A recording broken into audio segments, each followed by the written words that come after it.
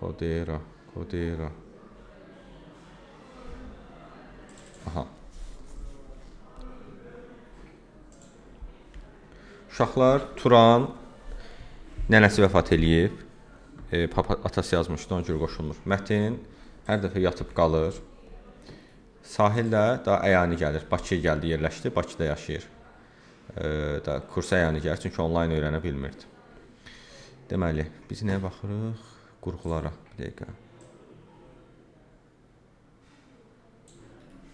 Qurğular.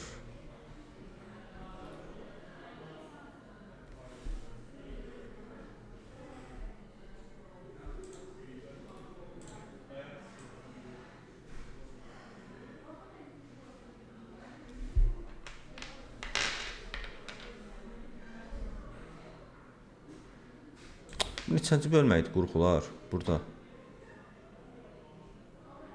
5.1 olmalıdır. Hə, maddələşmədən sonra da. Sən OTK-nın sınağına gedəcəksən? Bu dəfəkindən yox, növbəti qrup sınavına Hə, keçəcəyik. bu dəfəkində bir dənə bizdə şey yoxdur. Maddələşməni keçməmişik. Qalan hamısını keçmişik. Bəli. Aha. 5.1-dən. Varsa səhvin denən gəlsin. Demir. 12'ye baxa bilərsiniz müəllim. Neçə? 12. 12? Hə, gözlə.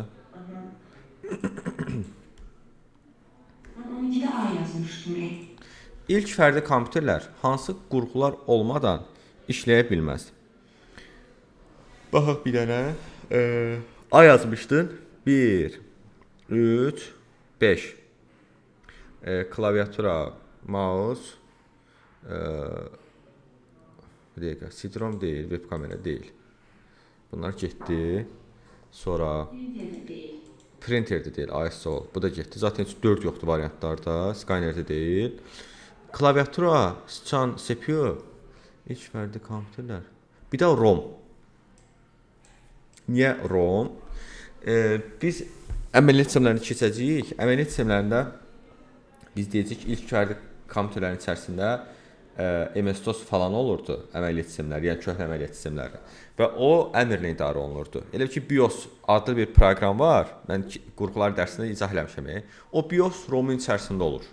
Yəni ROM olmadan biz onun içərisində hər hansı bir əməliyyat sistemi yükləyə bilmirdik. Ona görə ROM da olmalıdır mütləq şəkildə. Aydındır? Hə.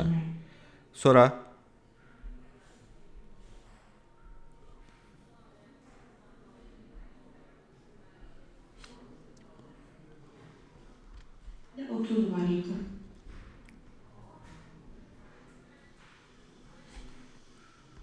John von Neumann arxitekturasına görə ixtiyari kompüter mərkəzi periferiya. Mərkəzi bölünür 2 yerə. Mikroprosesor, daxiliyyət daş qurğuları. Periferiya bölünür xariciyyət daş qurğuları, daxiliyyət və xariciyyət qurğuları idarə pultu. Mən E yazmışdım. Bu yo. Sonra? Bu da bitməyiniz. Bu başlıqda. Aha, 5.2-də.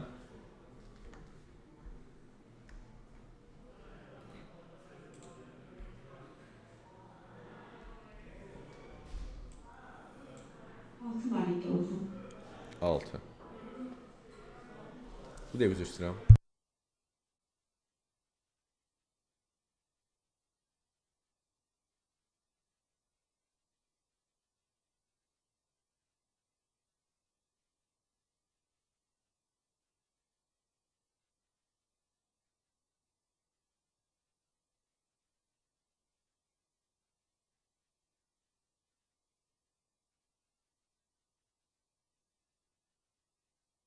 Hə, eşidirsən? Hə. Mən çaşıb 5-ə baxırdım, indi 6-nı deyirəm. Hansı yaddaş qurğusu daha çox tutur? Hard disk. Keş yaddaşının 7-8 MB yaddaşı olur. Operativ yaddaş GB olur, yəni lap olsun 32 GB, lap 64. Prosesorun registr yaddaşı az olur. DVD-ROM da maksimum olur. Səhv etmirəmsə 17,4 GB ən çox. Amma hard disk terabaytlarla yaddaşı ola bilir. Hə. Sonra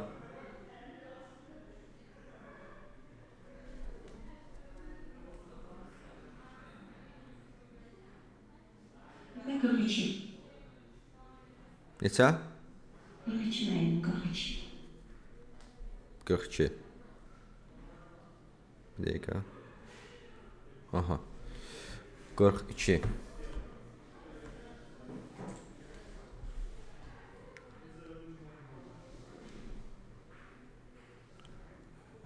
Ekranın çözümlülüyü nədir? Hə, ekran çözümlülüyü. Yox, mən 42 dedim. Hə, mən 41-ə baxıram.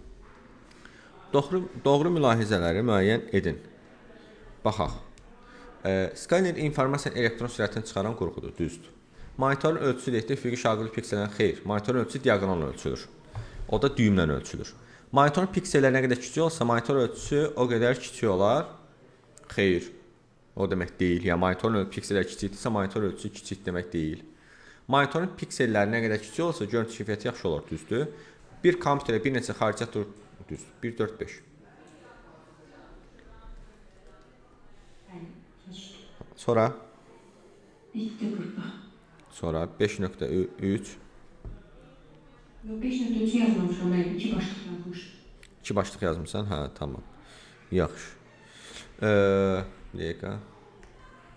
Səhvin qalmadı, düzdür burada? Tamam. Bunlar görə nədir? 5.3. 40 neçə dənə test olmalıdır burada.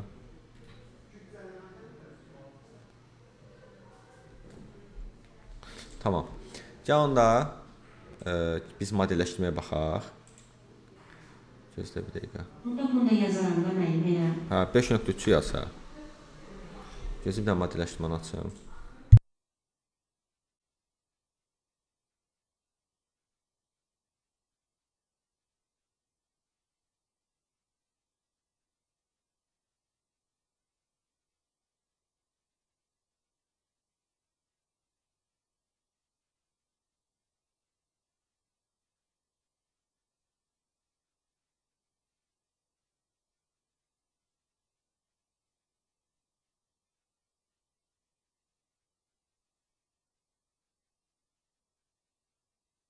İndi gəlir.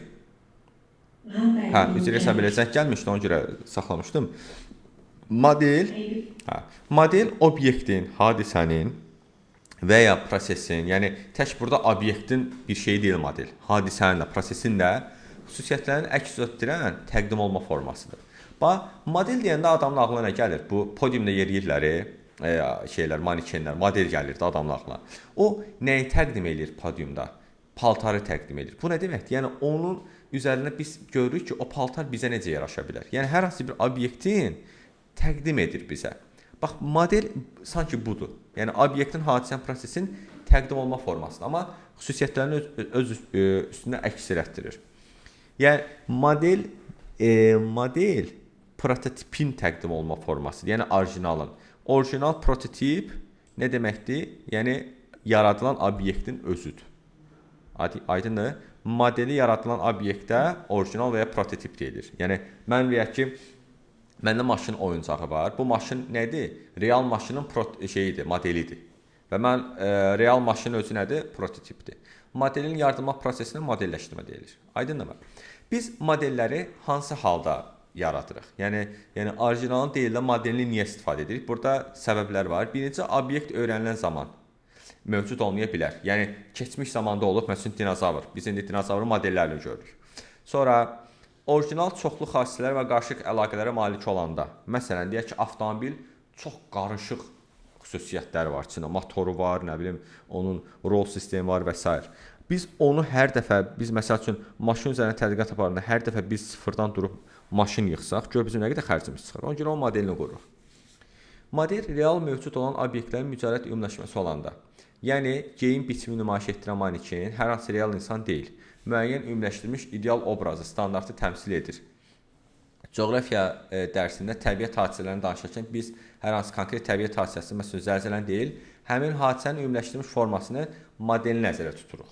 Aydınmı? Yəni mücərrətləşmiş forması olanda istifadə edirik.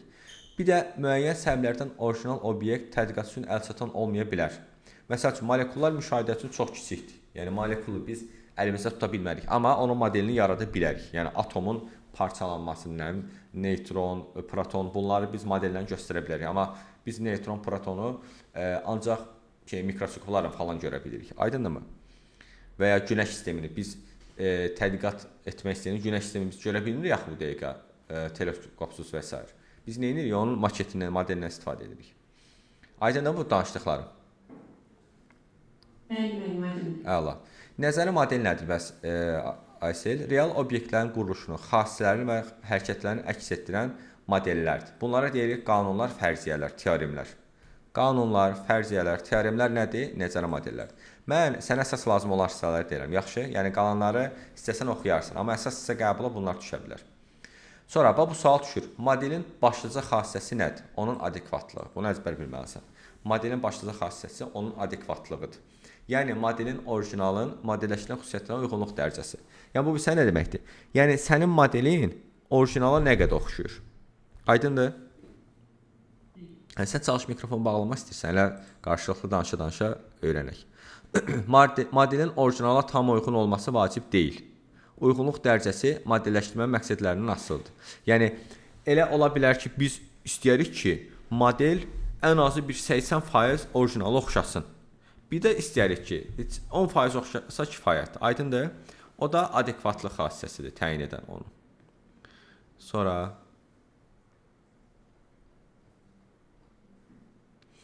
modellərin növləri var. Birinci, görək hansı modellər var bizdə. Yəni təsvirləndirə bilərik biz modelləri. Tədris modeli. Qlobus yerin tədris modeli. Bu qəbula düşür. Yəni tədris modeli nədir? Nəyisə öyrətmək üçün istifadə etdiyimiz modeldir. Məsələn, qlobus yerin öyrətmək üçün tədris modelidir və ya günəş sistemini öyrədən bir model.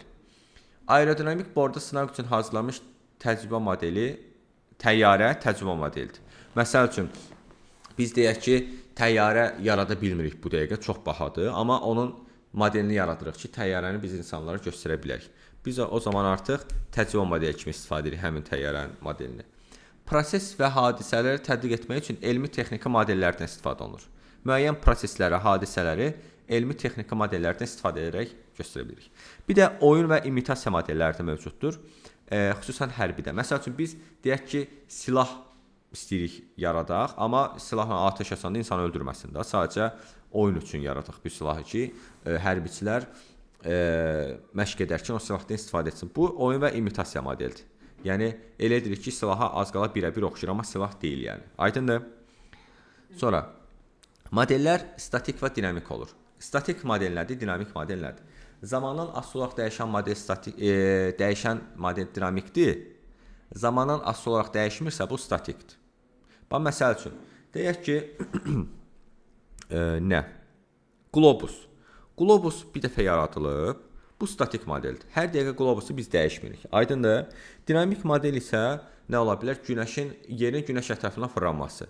Bu dinamikdir. Çünki zaman asılı olaraq yer günəş ətrafına fırlanır. Aydınmı? Sonra maddi model nədir? Görərək, toxunaraq hiss etdiyimiz modellər maddi modeldir. Məsəl üçün qlobus yerin modelidir, toxunuruq, bu maddidir. İnformasiya modeli isə obyekt prosesləri yalnız informasiya əsasına təsvir edir. Məsələn, deyirik ki, keçmiş dövrlərdə insanlar yaşayırdı. Onlar deyək ki, birinci alovu kəşf ediblər. Bunu mən modelləşdirmək istəsəm, mən bunu nə edərəm? İnformasiya modeli kimi tədqiq edərəm. Yəni əllə toxuna bilmirik, gözlə görə bilmirik onları. Məsəl üçün yer öz ətrafına fırlanır. Yer və bütün digər planetlər günəşin ətrafına fırlanır. Bu informasiya modelidir. Sonra insanlar öz fəaliyyətlərinə təbii dillərlə yanaşı formal dillərdən də istifadə ediblər. Formal dillər hansılar? Bu da qəbula düşür. İşarələr olur, öz xüsusi əlifbası olur, öz sintaksisi olur və öz qrammatik qaydaları olur. Məsələn, kimyavi reaksiyalar bildirdiyimiz işarələr. Bunlar kimyavi işarələr. Bunlar formal dillərdir və ya musiqidəki notlar formal dillərdir və ya proqramlaşma dilindəki simvollar, sözlər, bunlar formal dillərdir. Riyazi rəqəmlər, riyazi işarələr, bunlar hamısı formal dillərdir. Aydınmı? Deyir, biz formal dillərin köməyi ilə formal informasiya modelləri yarada bilirik. Riyazi modellər, məntiqi modellər və s. Formal dillər vasitəsilə informasiya modelinin qurulmasına formallaşdırma deyilir. Tərifi də rahatdır. Formal dillər vasitəsilə qurulursa informasiya modeli, bu formallaşdırma adlanır. Sonra deyir ki, formal modelləri tədqiq edərkən çox zaman vizuallaşdırmadan istifadə olunur. Vizuallaşdırmaq nədir? Yəni onun görüntülü formasını yaratmaq. Yazıb məsələn obyektlərin fəzada bir-birinə nəzərən yerləşməsini vizuallaşdırmaq üçün sxemlərdən, qurğulardan məntiqi modelləri vizuallaşdırmaq üçün məntiqi sxemlərdən istifadə olunur. Formal fiziki modellər animasiya vasitəsilə vizuallaşdırıla bilər. Yəni məsəl üçün biz planetləri öyrənmək üçün animasiyalardan istifadə edirik. Yəni planetləri vizuallaşdırırıq, video hazırlayırıq. Planetlər göstərir ki, yer günəş ətrafında fırlanır, nə bilim, bütün ulduzlar hərəkət edir və s. Bunları biz animasiyalarla vizuallaşdıra bilirik. Vizual modellər adətən interaktiv olur. Yəni tədqiqatçı proseslərin ilkin şərtlərini və parametrlərini dəyişər və bundan sonra nəticənin dəyişməsini müşahidə edə bilər. Yəni biz o görüntüləri hər hansı bir hesablamalar əsasında vizuallaşdırırıq. Biz hesablamaya verdiyimiz dəyərlər dəyişəndə görüntülər də dəyişir. Alqoritmlər müasir informasiya texnologiyalarının əsasını təşkil edir. Alqoritmlər də bir modeldir. Blok sxem modeli. İnformasiya modellərinin tədqiq olma forması. Biz keçirik burada ağac modelini, yəni qraf modeli. Modellər əsasən bir neçə cür olur informasiyaları vizuallaşdırarkən. Ağac modelindən istifadə edirik, cədvəldən istifadə edirik, bir də qrafdan istifadə edirik. Cədvəl modelini biz verilənlər bazasında keçəcəyik. Bunlara verilənlərin strukturları da deyilir. Verilənlər strukturlarına aiddir qraf, ağac və cədvəl. Biz cədvəli inşallah verilənlər bazasında keçəcəyik. Bu dərsi biz keçirik qrafları. Qraflar. Qrafın təpələri obyektin elementlərini, tillərini isə, baxın, qrafların təpələri obyektlərin elementlərini təyin edir. Tilləri isə onlar arasındakı əlaqəni göstərir. Təpələr obyektlərin elementlərini, tillər isə onlar arasındakı əlaqəni. Bax, bunlar təpələrdir. Bax, bunlar elementlərdir, yəni. Tillər isə onlar arasındakı əlaqəni göstərir, Aysel. Bax, bu xətlər. Əgər bir obyektin hissələrini, yəni elementləri arasında əlaqəni göstərmək lazım gəlirsə, qraf strukturundan istifadə etmək daha məqsəd uyğundur. Yəni, təpələr arasında, elementlər arasında əlaqələr göstərirsə, biz qraflardan istifadə edirik. Bu bir qrafdır. Qraf eşitmirsən heç, Aysel? Bəli, eşitmişim. Aysel, bu bir qrafdır. Qrafın nəyi var? Təpələri var və onlar arasında da əlaqələr var. Yəni, xətlər var. Sonra, bir dəqiqə.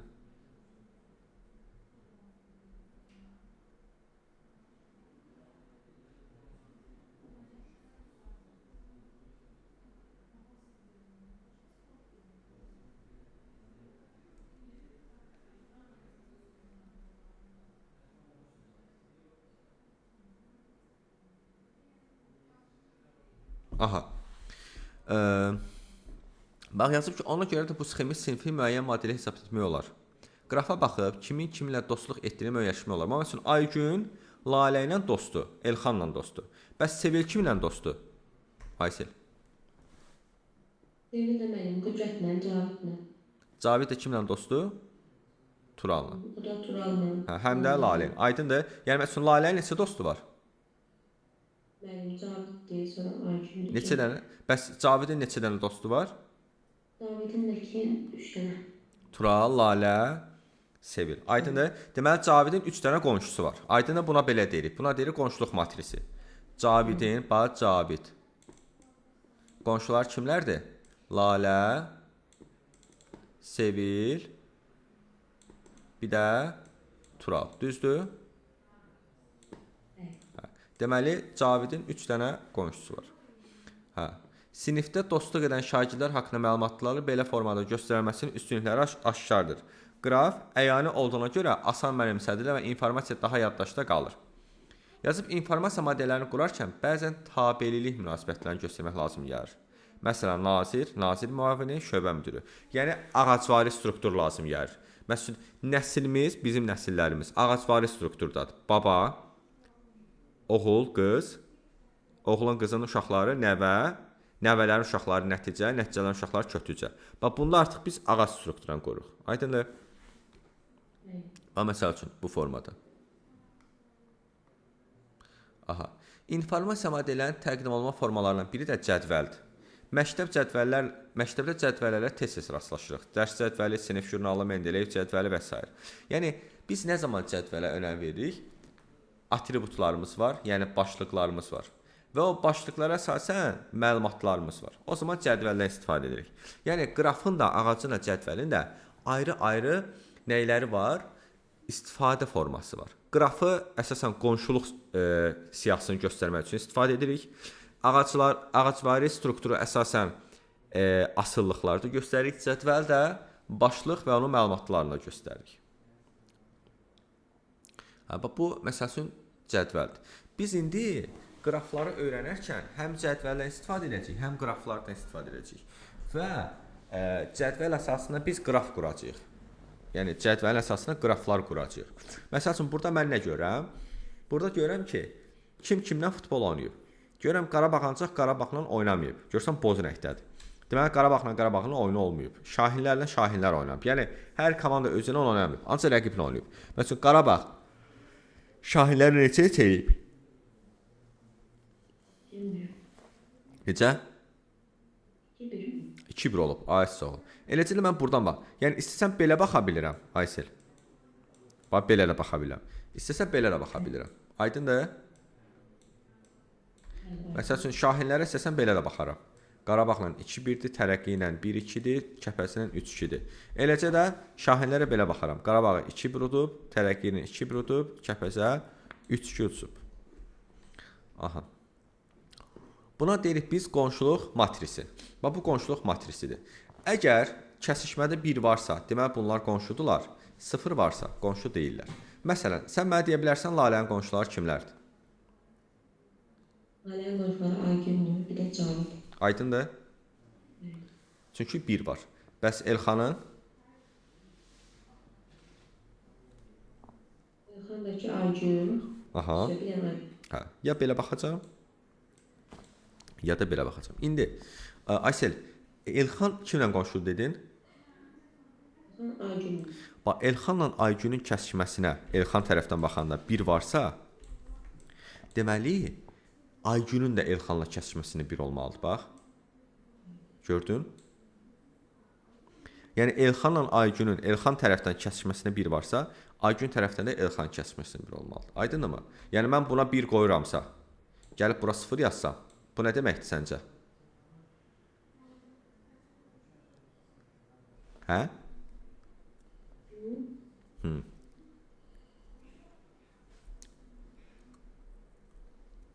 Bunun adı var idi, amma yazılmışdı. Hə.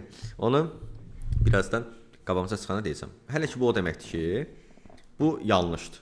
Yəni şagirdlər Elxan Aygün ilə oturubsa, Aygün Elxan oturmalıdır, düzdür? Elə bir şey ola bilər. Elxan Aygün otursun, Aygün Elxan oturmasın. Yox. Ola bilməz mən. Hə. Amma yönəldilməmiş qrafik. hə. Bunu biz şəhərlərdə istifadə edirik. Məsəl üçün Bakıdan Gəncəyə yol var, amma Gəncədən Bakıya yol yoxdur. Hə, bəli. Və onunla istifadə edirik. Amma bu situasiyada düz deyil, də. Bəli, bəli.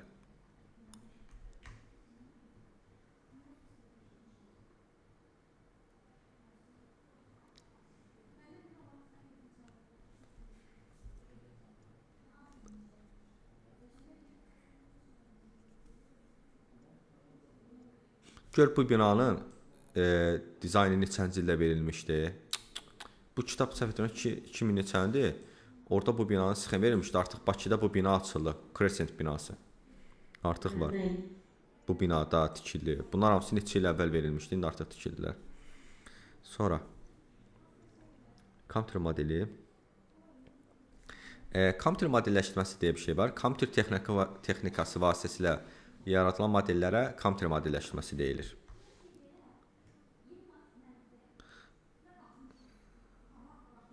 Bu şeydir, bir kompüter informasiya modelinin hazırlanması və tədqiq olunma formasıdır. Bunu sadəcə ad ardıcılığını bilərsən. Birinci, təsviri informasiya modeli yaradılır. Yəni, tədqiqatçı birinci mərhələsində adətən obyekt yaxud prosesin təsviri informasiya modelini qurur. Sonra formallaşdırılmış model qurulur. Yəni təsvir informasiya modeli hər hansı formal dildə yazılır, məsələn proqramlaşma dilində. Üçüncü mərhələdə nə olur? Kompüter modelinə çevrilir. Kompüter modellərini adətən proqramçılar hazırlayır, istifadəçilər isə həmin modellərin köməyi ilə eksperimentini aparır. Dördüncü kompüter eksperimentinin aparılması, yəni artıq model yaradılandan sonra eksperiment aparılır. Əgər kompüter modeli hər hansı proqramlaşma dilinə hazırlanmış proqramdan ibarətdirsə, onu başlatmaq və ya müəyyən nəticə almaq lazımdır. 5-ci, alınmış nəticələr təhlil olunur, tədqiqat modeli təkmilləşdirilir. Yəni artıq nəticələr təhlil olunur. Və bu ardıcıllığı bir dənə bilməlisiniz kompüter modellərin hazırlanmasında.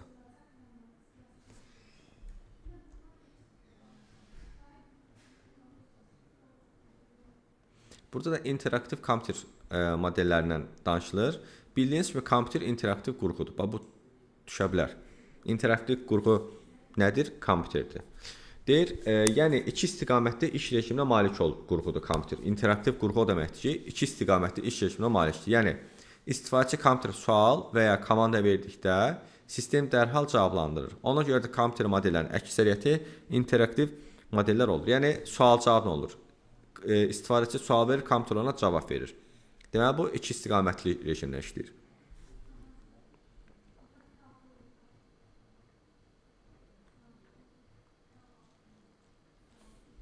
Bu kompüter qrafikasıdır. Bunu biz əslində keçmişik. Bir dəfə də keçəcəyik. Kompüter qrafikası nədir? Yazıb rəssamlığın başqa janrlardan fərqli olaraq qrafik rəssamların əsərləri hər şeydən öncə cizgilərin aydın çəkilişi ilə səciyyələnir. Məhz buna görə də o dövrün kompüterlərin təsvir imkanlarını kompüter qrafikası adlandırmağa başladılar. Kompüter qrafikasında nələr var idi demişdik? Hansı şeylər var idi qrafika? Raster, vektor, fraktal və üç ölçülü. Eləcə də iki ölçülü. Raster qrafikasının əsas elementi nə idi? Piksel. Və vektorda xətt, ISO. İki ölçülü qrafika, üç ölçülü qrafikada, yəni iki ölçü müstəvi üzərində olur. Üç ölçüdə fəzaya nisbətən 3D qrafikadır. Bir də bunlar düşür. Elmi qrafika nədir kompüter qrafikasında? Bu kompüter qrafikasının tətbiq olunduğu ilk sahədir elmi qrafika. Burada başlıca məqsəd elmi tədqiqat obyektlərini vizuallaşmaq. Bu cümləni bilməlisən. Əsasən elmi qrafika, elmi tədqiqat obyektlərinin vizuallaşdırılması, hesablamalar nəticələrin əyani göstərməklə hesablama eksperimentinin aparılmasıdır. Əsasən də MATLAB, MATCAD, Maple proqramlarından istifadə olunur. İşgüzar qrafika, kompüter qrafikasının bu sahəsi müxtəlif müəssisələrin işinə tez istifadə olunur. İllüstrasiyanın yaradılması üçün nəzərdə tutulub. Plan göstəricilərinin, hesabat sənədləşmələrinin, statistik məlumatların hazırlanmasında işgüzar qrafikadan istifadə olunur. Hesabat sənədləşmələrinin aparılması. Konstruktor qrafikası əsasən CAD sistemlərində istifadə olunur.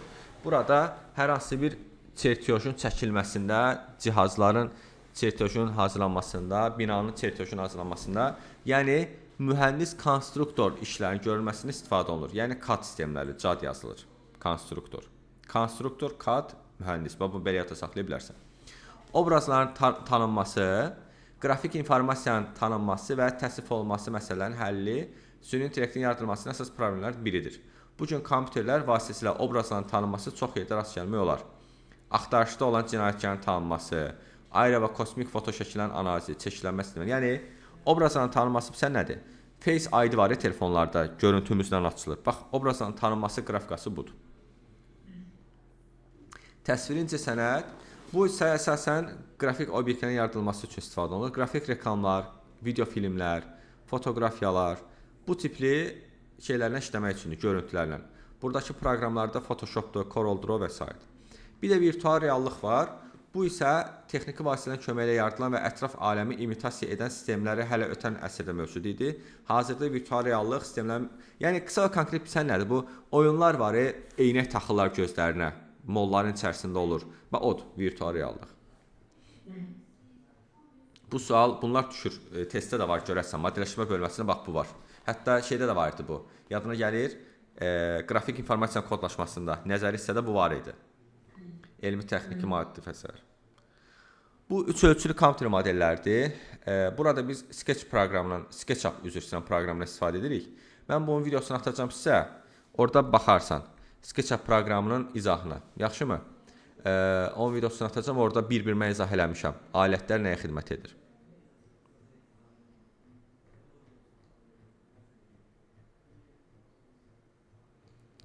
Vəsə.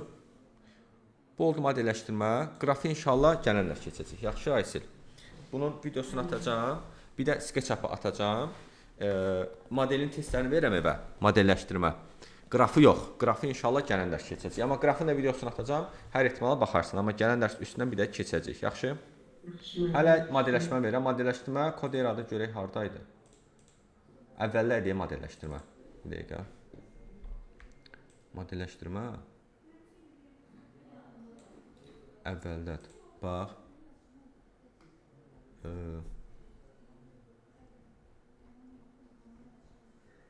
Həba yox, bura deyil. 4. Həba bu. 4.1-i evə verirəm testlərini. Qrafları da atacağam. İstəsən qraflardan da baxıb, əgər başa düşsən işləyə bilərsən. Yaxşı? Yaxşı müəllim. Sualın var? Aysən nəsə? Yox, mənim yoxdur, xeyr. Tamam. Oldu o zaman. İnşallah gələn dərs görüşərik. Sağ ol, Hələ müəllim. xoşdur, buyur. Sağ ol. Sağ ol.